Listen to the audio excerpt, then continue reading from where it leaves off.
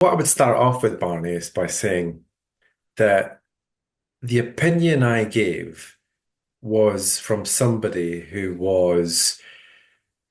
had a top seat at the table, who enjoyed the vantage point of being or having been one of the most senior people of color in the system and having dealt with some of the most contentious investigations concerning the Metropolitan Police, arguably in its history, and having led this work in race discrimination.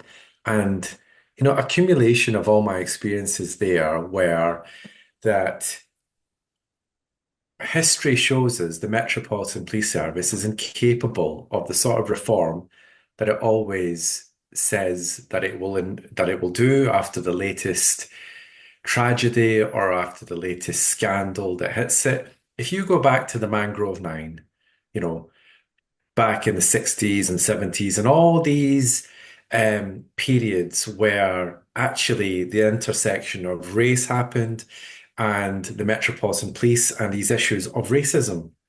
And as you'll know, Barney, the trial involving the Mangrove Nine was the first judicial acknowledgement that the Metropolitan Police were racist. But from that has been this evolving picture of this police complaint system, starting off with the Police Complaints Board, then after the Brixton riots, which again involved Metropolitan Police, Operation Swamp, etc. It changed into the Police Complaints Authority. Then after the tragedy of the Stephen Lawrence murder, the Stephen Lawrence inquiry, it then evolved into the Independent Police Complaints Commission. Then you had the shooting and killing of Mark Duggan. Then it involved another change and eventually it became the Independent Office for Police Conduct.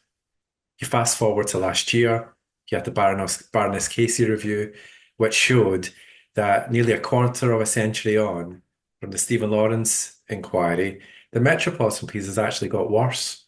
No longer is it only institutionally racist, it's now also recognized as being institutionally homophobic and institutionally misogynistic. Throughout that period, you've had an increasing grip of a police complaint system. Throughout that period, Barney, you've got this desire and proclamations that the organization will change. And I want to separate people from organization. There is no basis in history to accept that the Metropolitan Police as an organization is capable of the sort of reform that its serving police officers need, but also Londoners need.